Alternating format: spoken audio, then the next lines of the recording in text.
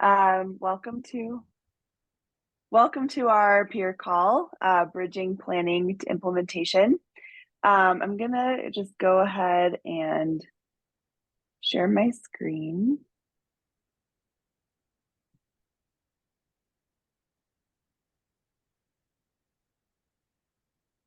Everybody see that okay? Okay, great. So we are here. Chelsea, do you want to do this intro on River Network real quick? Sorry, feels better coming from you. Yeah, absolutely. Okay. Yeah, thank you everybody for being here. And this is actually not the correct title here. But we're here for bridging planning to implementation. And as you're sitting at your desks, at your home, wherever you are, your coffee shop, on an airplane, I don't know where everybody's coming in from, but please feel free to introduce yourselves. And oh, Stacy, can you go back to the slide, please? And in the chat box, share your organization and then the native lands from where you're joining, and if you'd like to share your preferred pronouns. These calls are so quick that we like to make sure everybody's introduced to one another through the chat, and then we will have space to introduce ourselves in small groups later on. Also, please use the chat box for questions, and at the end of this call, please participate in our very quick evaluation. These really help us to improve our policy moving forward. So thank you so much.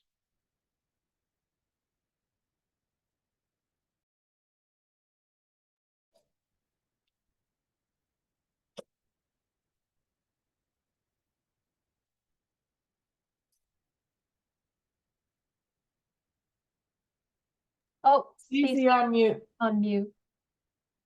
All right. Skillfully mute and unmute. That's one of my ground rules for today, so I will do better.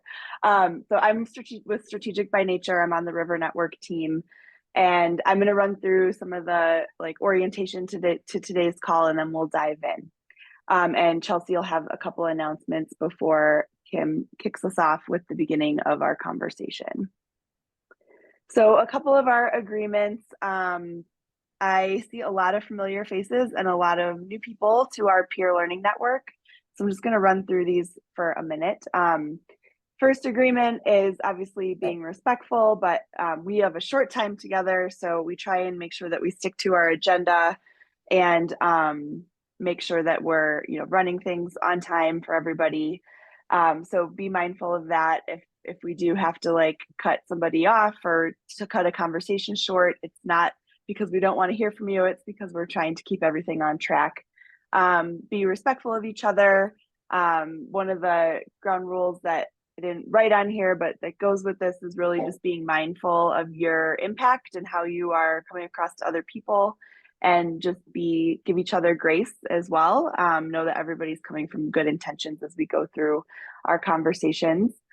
Sharing the air, being clear and concise. So if you're the type of person that likes to talk and ask a lot of questions, that's great, but let's make sure other people have space for that as well. And we will be making sure that we have a pretty dynamic format today so that everybody has a chance to talk in the small groups as well as our large group conversation. Being open-minded, we all come to this with our own perspectives and preconceived notions, so let's drop those off at the door and be ready to learn and be really open to each other's perspectives as we go through today. And the final one is to have fun and make the most of this time together. The Peer Learning Network is really here for you. We're here to try and cultivate connections and relationships with everybody. And so we are going to put you in small groups. We are going to ask that your videos are turned on so that you can actually make those connections. We are not watching TV this morning. We are engaging in conversation. So I want to make sure that you're all here for that as we go through the agenda. And how we're going to structure the call today is Kim's going to kick us off with a brief presentation, and then we're going to go into breakout groups. And then we will come back for our case study presentations with Heather and Al from the Crystal River and the Upper San Juan stream management plans. And for Zoom, like I said, videos on, and if you have the gallery view up on your Zoom, you can see everybody's faces. Skillfully mute and unmute. I know it's tricky. I clearly had trouble with it this morning, but we are all patient. We are recording this so that we can share it with the rest of the members of the Peer Learning Network. We won't record the breakout groups. We'll just record the main session. And then use the chat really just for sharing links and technical difficulties. We really want to make sure that people are bringing their voices to the conversation. And then the raise your hand feature, or just wave in your camera when you'd like to talk, and we can get you ready to go in the queue. So are there any questions on our format for today? Okay, and we will have you out of here by 11:30. So I'm going to turn it to Chelsea for some announcements, and then we'll go back to Kim. Thanks, Stacy. And for my first announcement, I'm actually going to pass it over to Dr. Evan Thomas with the University of Colorado Boulder to share an update on the SB 2437. And I'm looking for you. There you are, Evan. Go for it. Hi, Chelsea. Thanks, everybody. Thanks for letting me crash your meeting this morning. My name is Evan Thomas. I'm a professor of environmental engineering at the University of Colorado in Boulder. And we're part of a team that's implementing SB 037, which was passed by Governor Polis, by the state legislature, and signed by Governor Polis this spring. This is an initiative to try to accelerate watershed restoration in Colorado by leveraging the Clean Water Act's allowance to engage in what's called water quality trading. Some of you might be very familiar with this. Some of you might not have heard of this at all. I'm just sharing a link in the chat now to a website for this project. In brief, the Clean Water Act regulates point source discharges and does not regulate non-point source pollution into our reservoirs and rivers in Colorado. But the EPA and the Colorado Department of Public Health and Environment has long had on the books water quality trading programs, where if you're a utility, if you're a regulated utility, typically a wastewater utility that is struggling to meet temperature or nutrient standards in a way that would be very expensive to your municipality and to your ratepayers, there's an alternative, which is to work with landowners and land managers to reduce nutrient and temperature loading into rivers and reservoirs. And the net effect of this is watershed restoration and improved water quality that's equal to or exceeds the regulated requirement, but it's often much cheaper, and it has a lot of other potential benefits through working with landowners and across a watershed rather than just at a point source.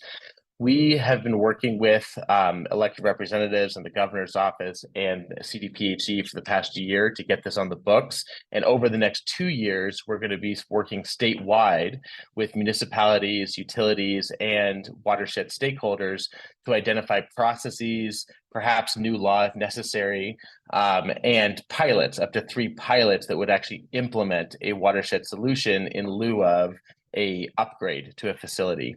We're going to be presenting on this tomorrow morning at Colorado Water Congress. I imagine many of you will, or at least some of you will be there at 9 a.m. in a workshop. If you're able to join us, we'll get into this in a bit more detail. And if not, we are just on the road trying to raise awareness of this legislation so that watershed stakeholders can get in touch with us. So there's my email in the chat. And if you're interested in learning more, please get in touch. Thanks again for letting me join your meeting today. Thank you so much, Evan, for that update. And if you have questions, please feel free to email Dr. Evan Thomas, and we look forward to hopefully hearing about people in this group participating as pilots. My second update announcement for today is that we are hosting a workshop in Avon on April 7th, which is a Monday, from 1 to 5 p.m. And that workshop will focus on integrating watershed plans into county and municipal planning and regulation. I specifically did not call this a pre-conference workshop, although if you're paying attention and participating in watershed related activities, you know that October 7th is the day before the Sustaining Colorado Watersheds Conference. But we're using that same space, but you don't have to be registered for the conference to actually participate in our workshop. We have this separate registration. We welcome all of you to join us at that workshop. It should be really interesting, and we're in the process of putting that agenda together right now, and we'll be sending more information out about it next week. So please register, and we hope to see you there. Great, thank you, Chelsea. All right, so we are going to kick off our conversation with Kim Lenberg with Alba Watershed Consulting. She is on the River Network team and has put a lot of energy into understanding what happens when a stream management plan is completed. And that's going to start off our conversation as we move from bridging, planning to implementation. So Kim, I will turn it over to you. Thanks, Stacy. Hi, everyone. As Stacy said, I'm Kim Lenberg with Alba Watershed Consulting. I'm a watershed scientist, and I've been on the River Network team as a consultant for about 6 years, mostly focused on more of the technical aspects of supporting watershed planning and for the SMP Peer Learning Network. So early on, one of the items I was tasked with was developing an outcome tracking tool for River Network and CWCB in order to help CWCB track the status of implementation projects that come out of SMPs and other watershed planning processes. We try to have the database updated annually, and populating it is now required for all CWCB planning grants. And many of you on this call have already worked with me on doing your outcome tracking tool entries, so thanks for that. And I just want to spend a little bit of time sharing some statistics from the most recent update that Andrea and I just completed this summer. Would you mind switching the slide? Thanks. So first off, there are currently 20 plans included in the database. And a little bit of numbers here. These plans cost about $8.4 million to fund just the planning piece of it, and they provide recommendations for about 500 implementation projects. And of those, for those projects, we have estimated costs for about 3/4 of them, and that estimated cost for implementation is $625 million. And so that means that the dollar amount expended by funders on watershed planning is about 1% of the cost estimate for implementation projects that come out of these efforts. And that's like a conservative estimate. So that is to say, planning is a great investment for funders, and that it's only a small fraction of the total amount of work that's being done in a watershed. Next slide. Thanks. So taking a step back, this map shows that 31 plans have been initiated across the state to date. We only have about 20 of those plans in our outcome tracking database because not all of the 31 plans are at the point where they're recommending projects yet. As you can see, the geographic range is pretty well distributed with the exception of the Eastern Plains. And all the plans are in varying stages of completion. Some of them are still in the pre-planning stage. Some are in the scoping and stakeholder engagement phases, which at times can take a lot of time depending on your local community. Some of them are in the thick of assessing and documenting existing conditions, and then increasingly more and more are doing project identification and prioritization and implementation. Next slide, please.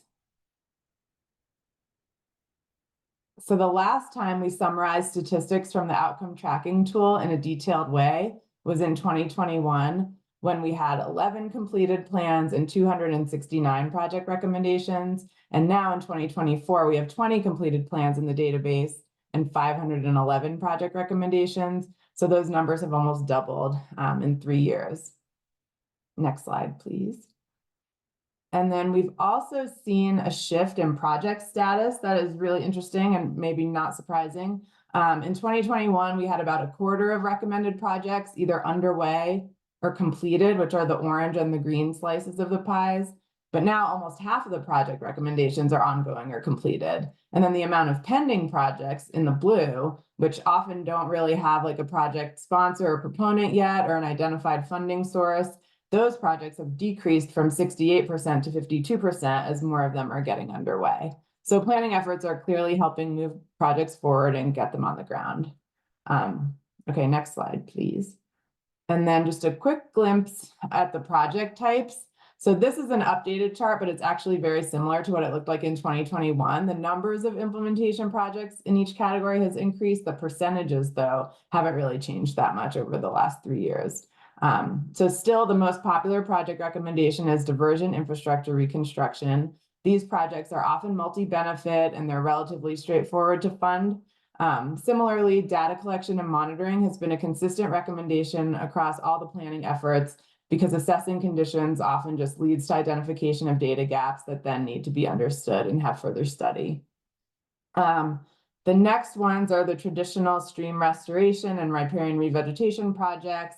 For stream restoration, that's both low tech, high tech, everything across the board, and then followed by outreach and education initiatives. And, regardless of like the percentages of all these outcomes, it's just really encouraging to see that there are 25 different buckets of projects out there that are being recommended through these planning efforts. People are being really creative and just like looking at a wide range of different things. Next slide, last slide, I think. Yeah, so some key takeaways just as I wrap up.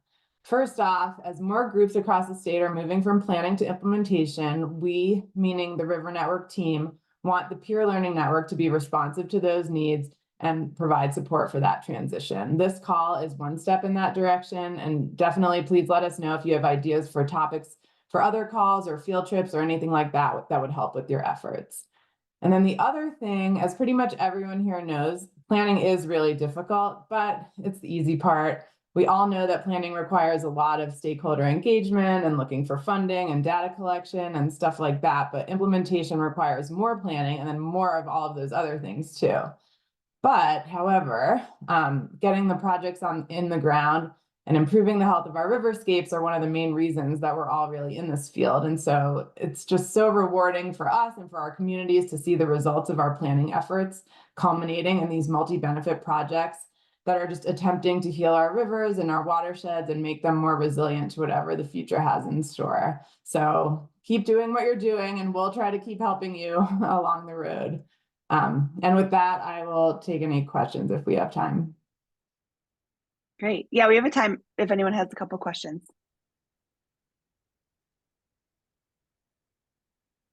And if your question bubbles up later, Kim will be here the whole time as well. What's the river in this picture? This was actually from flood recovery from the 2013 floods, and it's Left Hand Creek in the Streamcrest neighborhood.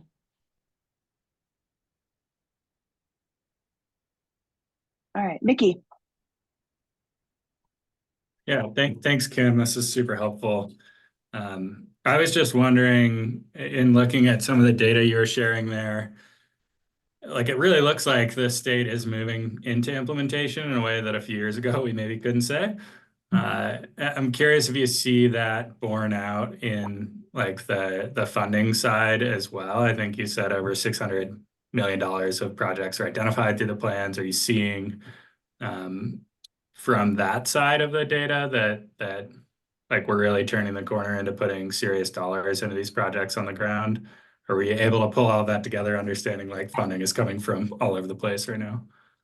I mean, there are definitely a lot of different funding sources. It's not just from the state, and some of in the database, it goes into more details about what those funding sources are. And there's probably, gosh, I mean, I think over 20 different options for funding sources.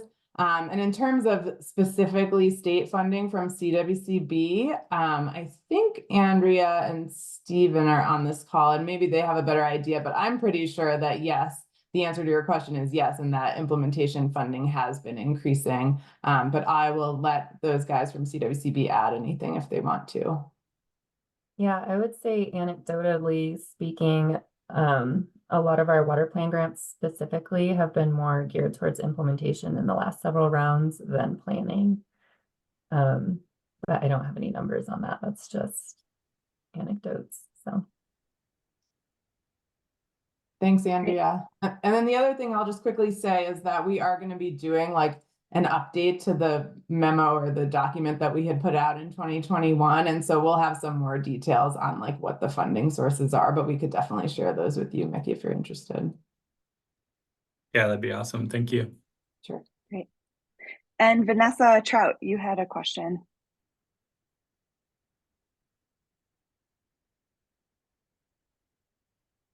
Maybe she's not there. It was in the chat.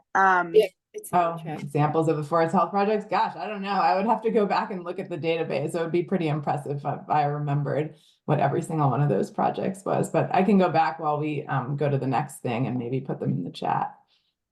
Got you. Yeah, we're working on some forest health projects now up in kind of the White River National Forest up in Meeker, Colorado. And you know, what we're focusing on is that wildfire mitigation and how that not only reduces impacts of wildfire, but also how that impacts stream corridors and sedimentation, et cetera. So I was just kind of curious of what those 1% of those projects looked like from you guys, but Yeah, I think one of them is from the St. Vrain, the Forest Health Partnership. There's a lot of stuff going on the Front Range related to the Cameron Peak fire and all the other smaller fires. So I'm thinking that it's those types of things like collaboratives, but yeah, I can check. Great. Any other questions for Kim? Okay, thank you, Kim. Appreciate that. Thank you. Okay, so this is the interactive portion of our agenda. Let me share the slides. Or Cheryl, can you pop the slides in the chat?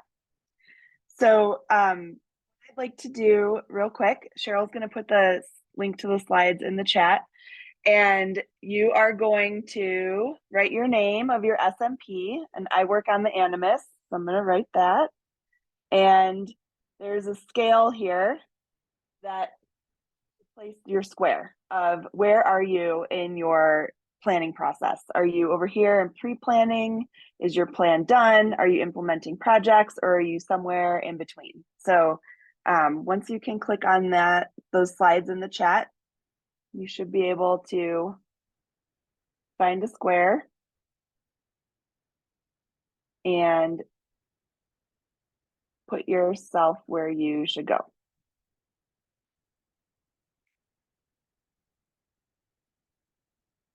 Is everybody finding it?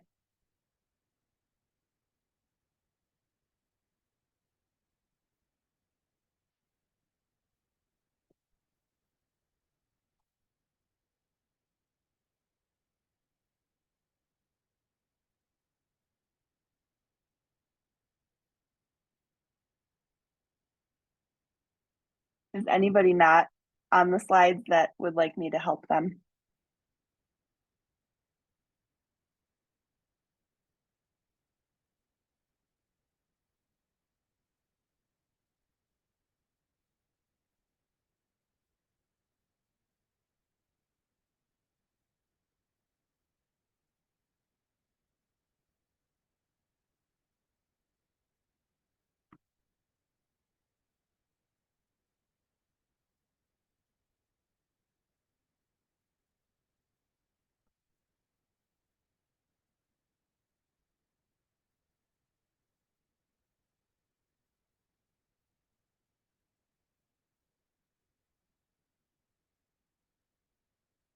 Okay, we'll give you just another minute and take a look at where people are putting their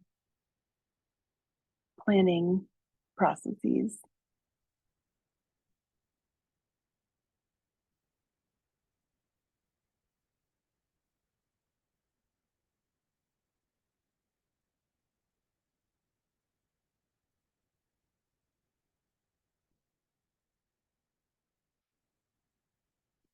Okay, so we do have quite a few people that are in the project implementation phase, and a lot of people that are still in the early planning phase.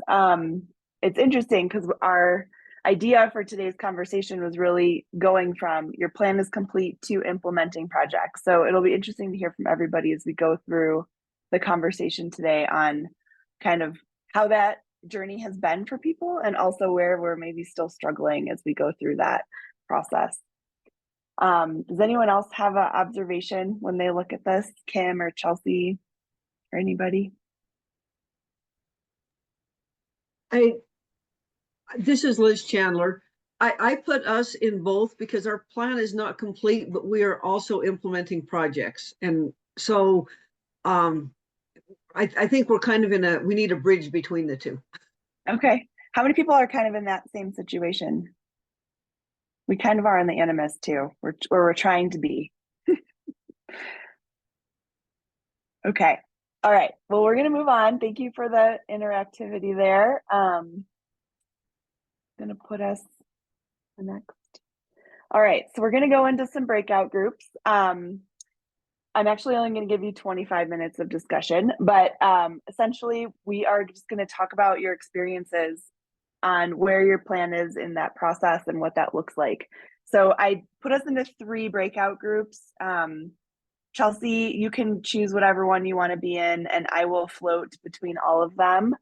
And you should have a River Network team person in your breakout group. And we're just going to do brief introductions and then, and sorry, I meant to say watershed plan here, but go around and talk about what challenges or barriers your watershed plan or process has been facing as you start implementing your projects. So is it because you're, like what Liz just said, you're trying to do both at the same time, or are there other things that are confronting you as you move into the implementation phase?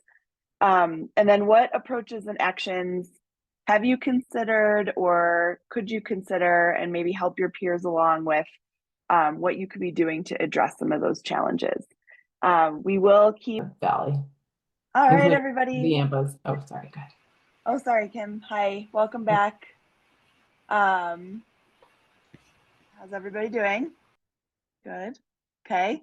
Do a quick, if you could just in the chat, just write down one thing you heard in the chat or in the breakout that stuck with you or that you're interested in talking more about. Put that in the chat, one thing.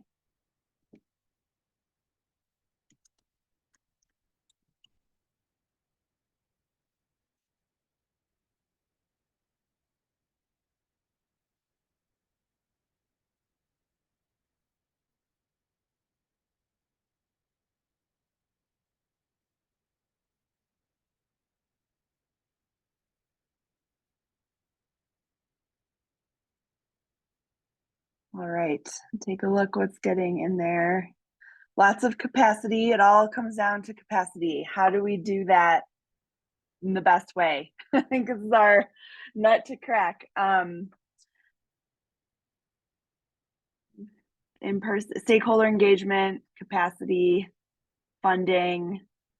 Awesome. Well, if you have anything else to add, put it in there, and we're going to dive into our presentations, and hopefully our presenters will enlighten us on some of these key topics that we were talking about in our breakout groups. So I'm going to have Heather Lewin go first. She's with the Crystal River Management Plan.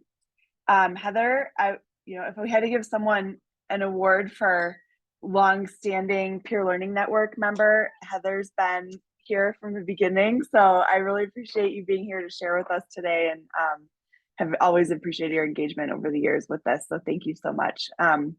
If you want to share your slides directly, you can, or I can share them for you, whatever you prefer. Let me give it a try, and if it works, I'll share them, and if it doesn't, I'll default to you. Perfect. Well, thank you so much. Let's see. It'd probably make more sense if I start at the beginning, wouldn't it? Okay.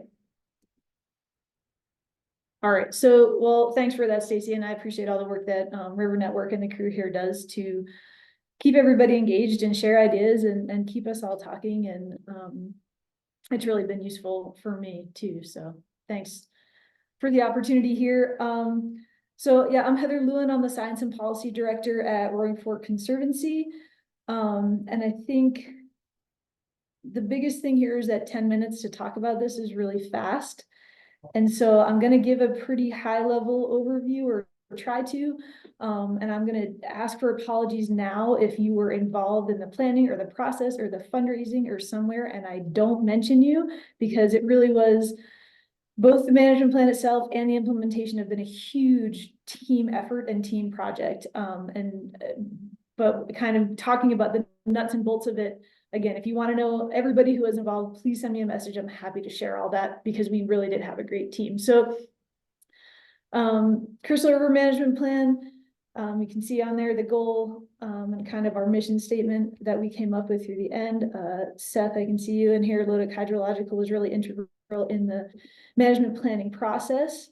Just to give you a little location in case you haven't got a chance to visit the Roaring Fork Watershed, west slope of Colorado, basically the area between Aspen Independence Pass down to Glenwood Springs and everything draining in between. We're going to talk about the Crystal, which is highlighted, as you can see, on that corner of the Roaring Fork. Headwaters near Marble up in the Forest Service above there, and then meeting the Roaring Fork in Carbondale. So the beginning of the Crystal River Management Plan has a really long and interesting story that I'm not going to talk about, but really when the nuts and bolts of the plan came together, it was looking at concerns of flow in the river and areas where there were pinch points, and trying to look at this process from really a holistic and not just another scientific plan that gets made and sits on the shelf, but a science and community-based plan that involved the stakeholders from the beginning to answer the questions you see on the bottom of the screen. We're asked both to, our group of scientists, consultants, and experts, as well as to our community members, because this area has some pretty significant and long-standing agricultural interests and families, as well as some pretty significant and long-standing environmental groups. So I'm trying to bring all those together, looking at what the constraints were on the Crystal River as a whole, and how we might begin to meet some of those goals for a healthier river with the community. So again, kind of tried to look at everything from a holistic process to work together to create some management planning and priorities. So again, now we're fast forwarding probably 3 or 4 years in between, but the project, the management plan was finished in 2016. And this is just kind of the short list of goals and recommended actions that came out of the management planning process. So how are we going to look at different ways to look, different strategies to put a little more water in the river, to increase stream health that involve and integrate community values as well. So the project that really bubbled up here was what we has gone through an iteration of names and pieces that I'll try and hit on a little bit, but the Riverfront Park Restoration Project, we thought, first of all, the biggest piece was having the town of Carbondale as a willing and invested partner in the process. So the town owns this reach of land. It moves through the town of Carbondale, the Crystal River. It's in the River Valley Ranch area. You can see it contains a Weaver Ditch Headgate, contains a riparian area. You've got access, you can see Roaring Fork High School there, but you've got walking access to all the schools. And so it was really this kind of big comprehensive project with the town willing to step up and say, hey, we want to be invested in this project and we want to be an example for other folks looking at this. So you can kind of see on the list of goals here, right? We're looking at ecological, we're looking at in-channel, we're looking at a ditch, and we're looking at community experience as well. And so it hits checks a lot of different boxes. When Kim pulled up the top projects that you saw percentage-wise, I was like, oh, this one hits, I think, all top 5 of the projects that Kim put on that list. And so, again, super lucky to have the town interested and invested and willing to step forward and be a leader in the process here. So one of the outcomes of the management plan was what you can see on the left, is basically looking at the river on the left-hand side of that kind of left-hand graphic. Can you see if you can see the mouse there, right where it says Marble down to River Valley Ranch. So this is basically Crystal River headwaters down to the mouth, and then evaluation of different subsets, qualities, what's going on in the river in those areas, to look at those different conditions, and then create kind of this bigger picture of what we can see, what's going on the river, what are areas of potential improvement. And so when we talk to the town about this project, basically, if you move left to right, we're zooming in, right, on that process. So here's the whole river and how the evaluation of the whole river looks.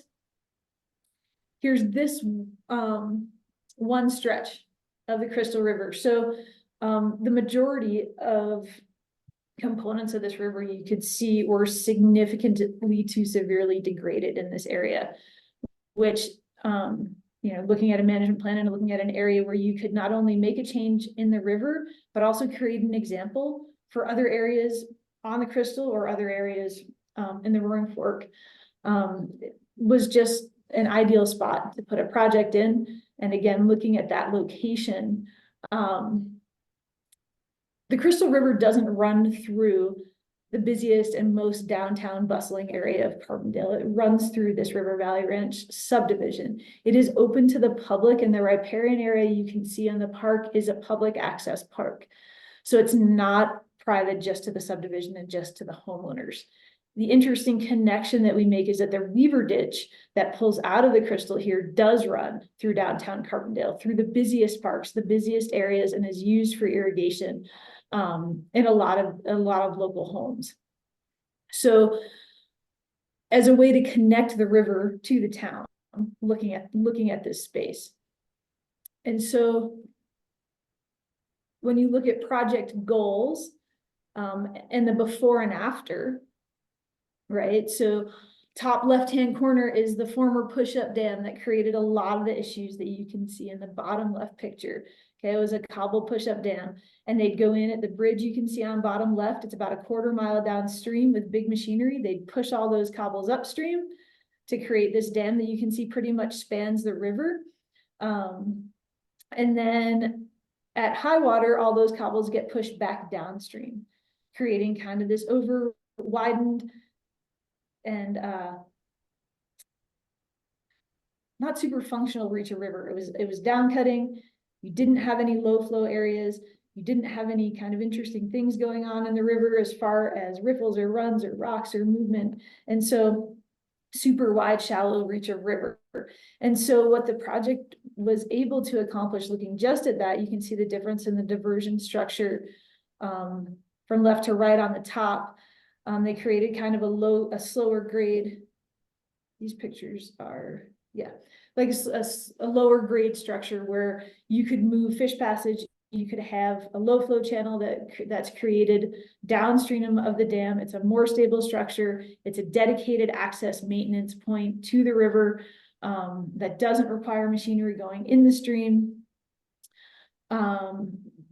Moving downstream. So the area is prior to being a golf course, it was ranch land. So you've got a lot of non-native pasture grass and weeds in there, and an area that was pretty down cut from the river that was then reconnected to the floodplain and replanted. I wish I had this year's photos to add in here because this whole Coyer mat is now covered in grass and willows, and was really exciting. I was just down there last week, but I couldn't get a good quality photo because it was pouring rain. So really exciting to see the transition from one space to another, the reconnection of the floodplain. You've got a low flow channel, and then you can see bottom right in that disturbed area in the original. So you can see the disturbed area on the left. On the right, we've created easy access classroom space that anecdotally this summer has been used a ton by folks going down, hanging out. They said they've seen sunbathing and kids playing in the river and people fishing. We've got multiple dedicated angler access points to be able to use, and some pool and pond creation. So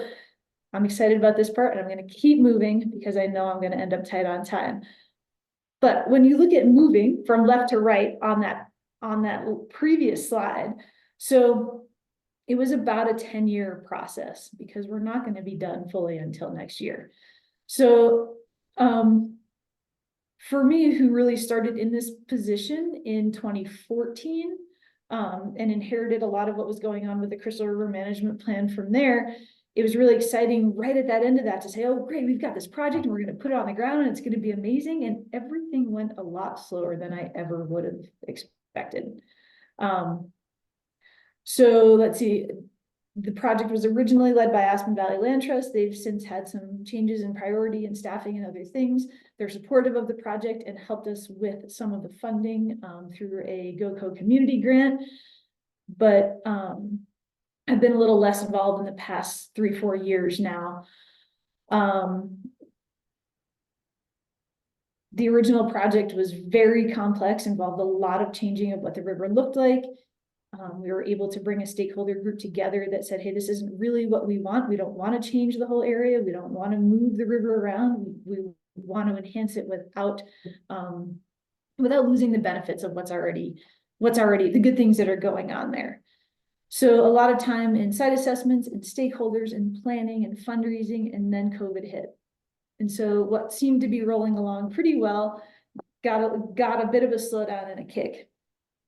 So once we kind of got through all, well, not all, but a lot of the complications that went along with COVID, we were kind of chugging hardly along towards implementation and fundraising and getting the project on the ground. And we had a CWCB grant, we had a WaterSmart grant, we were all ready to go. We had spoken with, the area is a migratory bird habitat, as well as having a bald eagle closure that we were able to work around. And the intent of our consultant group, who's done a significant amount of work here, was to put the project in over the winter when flows were low and access to the river was easy. And then CPW came in and said, well, wait a second, there's been a significant crash in whitefish population over the past 5 years in the Crystal Valley. And we can't have that sort of disturbance on the Crystal River in the wintertime.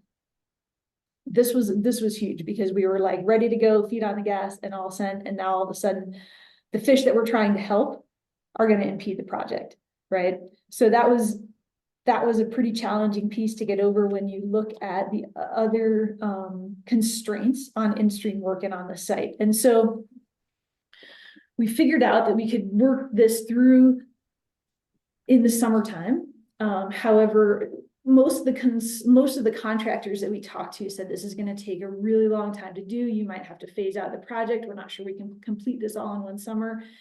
We went to bid, I believe, in March of 2022 and got a contractor bid we got one bid from a group that had never done any in-stream work, and it was about 3 times what our budget was. And so again, we had this great plan. We knew it was a great project, and it was another huge hit to the whole thing and to my sanity and the process of how do we get this from this great plan to putting it in the river? Okay, well, is this, can we raise more money? Should we try and find additional funding? Is this a good use of the funding that we already have? And is this really the people that we want to be building this project? And in the end, the idea to delay the project was challenging, but we were very confident it was the right thing to do. We just didn't think that we could, in good faith, spend that much. We have the town of Carbondale has a significant investment. Pickens County Healthy Rivers has a significant investment. CWCB has a significant investment, right? WaterSmart. So we're looking at a lot of public funding that we had gotten through grants, and it just didn't feel like a good use of public funds. So we delay again. And we decide that, and with the blessing of CPW, and US Fish and Wildlife, we can move the project to happen in the summertime. And then of course, summer of 2023 was like one of the best and longest runoff years ever. So our consultants were like wringing their hands because we couldn't get in the river until the water dropped at the end of July. We also had some complications with not the eagle closure, but migratory birds. And so we had to make sure that we waited for the birds to finish nesting. We had to make sure we waited for the water to drop. And now this project that we were told we had to be out of the river by the end of September, couldn't start until the end of July. And so Heather, if you could wrap it up in less than a minute, that would be great. Absolutely. So basically, we were able to find a fantastic contractor who did the work in about a third of the time we were told it was going to be able to be done. The project should be, all of our in-stream and riparian work is completed. Interpretive signage is the only thing left, and it's in the design phase. So all sorts of challenges involved, from the management plan to the planning of this project in particular, to getting the whole thing on the ground. And so I think from my end, the advice would be just assume it's going to take a long time, be patient and be persistent, because I think in the long run, it's all worth it. There you go. Great. Thanks, Heather, so much. Really appreciate it. I'm going to have Al jump in and give his presentation. And then if we have time at the end, we'll take some questions. If folks have questions for Heather, you can type them into the chat and maybe you can answer them that way while Al's presenting, if that's not too disruptive. Al, do you want to share your slides, or would you like me to? If you would do it. Sure. My multitasking skills are up to it right now. Yes, you got it.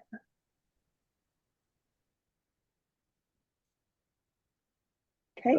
I'm Al Pfister with the Upper San Juan Watershed Enhancement Partnership. And we're a community-based stakeholder group, and now we're a nonprofit based in Pagosa. Next.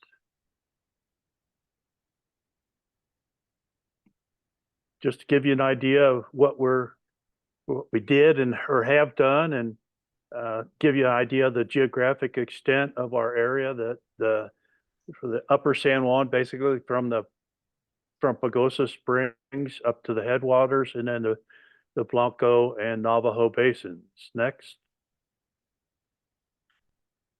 Oh, I forgot to add that if I forget something, Mickey or Danielle could chime in. So, but we initiated our effort in 2018. It was Melly Whiting, Aaron Kimple from MSI, and myself sitting next to the river, thinking, "Hey, the statewide water plan wants us to do these things. So, and there's some money available, so let's get her done." And so, phase one, and I'll explain each of these phases here in a second, was from 2018 to 20, and phase two, 20 to 21, and then phase three was June of 21 through 22, and then we incorporated in late 2023. Next. So again, here just a different representation of where we are, our coverage area, and then two, it's an idea of where Seth Mason and Lodic Hydrological collected our data throughout those three respective watersheds and created a bunch of work for us. So thanks, Seth. Next. Okay, phase one, the big thing we set out to do was form the steering committee, but I guess to me the most important thing was making sure the different water user groups were represented. And I think we did a really good job. We learned from, I'll say, some of the trials and tribulations that other groups went through and didn't include certain user groups from the beginning, and ended up paying for it. So here you can read it as well as I can read it, so I'll let you do that. But making sure that that steering committee or whoever your governing body is well represented with all the potential uses and interest groups, stakeholders are represented. You can see we have industrial, well, we don't really have industrial here, municipal, state water engineer, agriculture. That's a real challenge we found, getting agricultural representation to continue. Just, their busy season is most of the year, so getting them. But the folks we have been able to get on the steering committee and now the board are real important assets to us having successful implementation. Next. And here and there in phase two, we hired Lodic Hydrological, and they did an assessment of the environmental and recreational needs and conditions. That slide earlier showed where those locations were. And there again, that's where Seth and his crew pointed out a lot of things that we had to do to adapt for climate change, et cetera. And I will say that they did a great job. So thanks again, Seth. And then also as part of phase two, the San Juan Conservation District hired some folks and did an assessment of the agricultural water infrastructure needs. We made sure that it didn't talk about water rights, but just the infrastructure needs. And they also did a good job and identified $8.6 million worth of projects that needed to be done. And that was in several years ago. So who knows what the cost is now. And then next. In phase 3, as you can see by the photo, we did some of our work during COVID, but we were outside but had our mask. And what we did was took the efforts of phases 1 and 2 and identified some projects that were that the community. Well, we ended up asking the community. We had a public meeting and asked public input on the feasibility, the urgency, et cetera, of the projects that were identified. And we came up with a list, I think it's actually 25 instead of 29, but that public meeting helped us see which ones were, where the low-hanging fruit were. And so we thought that was very good. And next. Okay, and where we are now is, like I said, we incorporated 2023, became a 501c3 just within the past month. And we have our board and advisory committee, and the board is represented by each of the different water uses.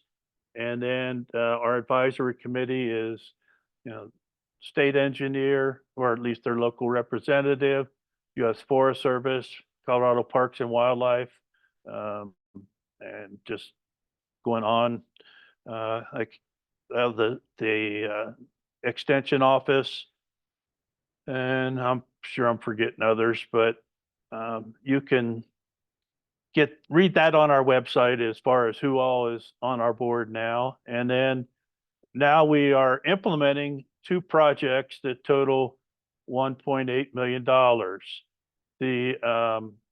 The Pagosa Gateway project is essentially restoring 2 miles of river just upstream from the town limits, and all the things that Heather was talking about that they were doing up there, the types of things. We're at the 60%, we're very close to the 60% design stage right now.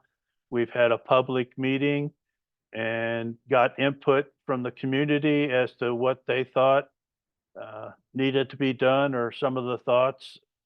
And we learned from some of those comments of how we phrase things and where certain things should be going. And then the other project is what we refer to is South Yamaguchi. That's the main focus there, is to change the river access point. Right now, there's water withdrawal by the town and county for all their water needs, the roads, et cetera. So all the big trucks are parking there right where the rafters, tubers, et cetera, take out. So that is being changed to a different location, a little bit downstream.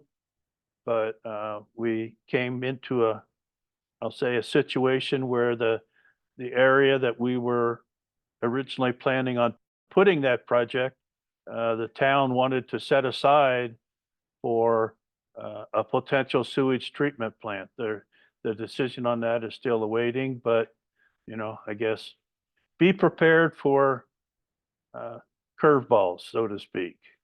So next. And there again, the money.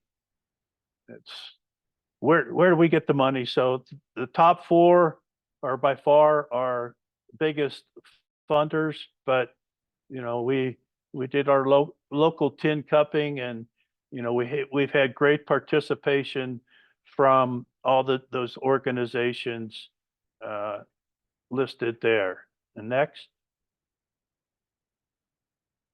And these are, I'll just say, my thoughts. I didn't pass them by the rest of the board or the long-term people that have been involved with it for a long time, or since its inception. But I guess to me, one of the important points is getting all user groups involved and on your steering committee, and or board or whatever your quote governing body may be. You know, I did a lot of work with endangered species when I was a working person, and you know, some of the efforts that we did, if you weren't getting all the pertinent people involved, you ended up paying for it later. So that to me is one of the key factors.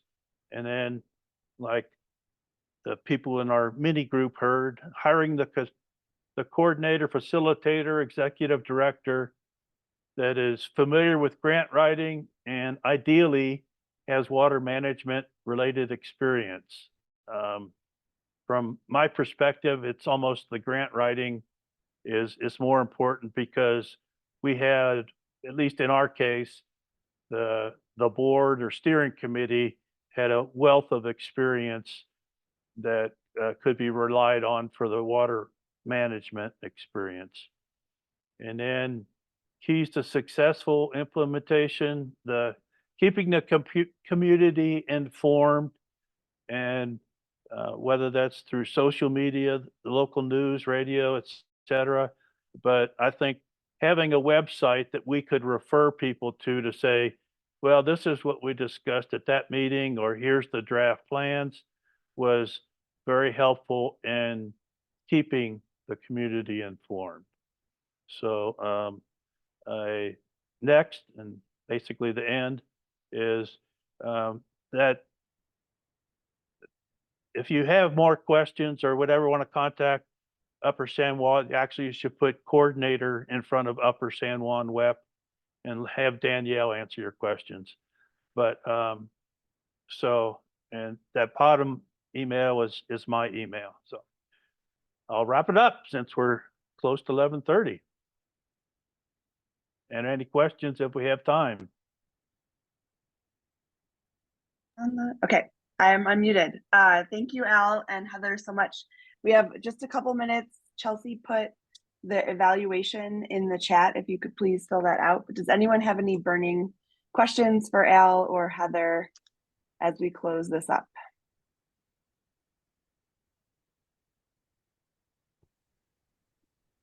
Just want to say thanks for sharing your guys' journey. We're in that journey a little bit earlier on, and yeah, it's good to know there's other folks who are working away hard and getting these projects and studies done for these rivers. Thanks for your work. Thanks, Joel. Anyone else? Any questions? I guess I should have asked Mickey or Danielle if they had anything to add on there. But All right. Well, All right, I guess well, thank you. super quick. It seems like all these groups have like a other nonprofit that's part of them, be it TU or River Network. River Network's been partnering with us. In 1 minute, like how important has that been to have this other nonprofit? And I'm sure maybe they've had other roles, but it's such a like outside kind of more national type of nonprofit involved. I would say in our case, critical. You know, Melly Whiting from Trout Unlimited was an excellent resource to have. She's living in Spain, so I don't think she'll be available right now. But right now we have Mickey from Nature Conservancy as our chair, and TNC is contributing some of his time and salary for that. And that Trout Unlimited is Melly's replacement. 50% of his time is contributed. So I would say it's critical, and yeah, having them involved, and particularly if you can find a Melly clone, that would be great. But she's in Spain, so unless you need to travel to Spain. All right, thanks. Heather, just in 20 seconds or less, did you have a anchor outside organization that helped you all, nonprofit or otherwise? Early on, American Rivers was involved when Ken Neubecker was there. He he's local to the Roaring Fork Valley and very familiar with our rivers. And so that, you know, I think for us, it maybe is less about the organizational name and just making sure that we have folks that knew and understood the area and in that team. Great. Well, thank you both so much for your time. Thank you everybody for being here and sharing during our breakout groups. And we look forward to talking with you soon, hopefully at the Watersheds conference in Avon. Have a good one. Thanks. Thank you.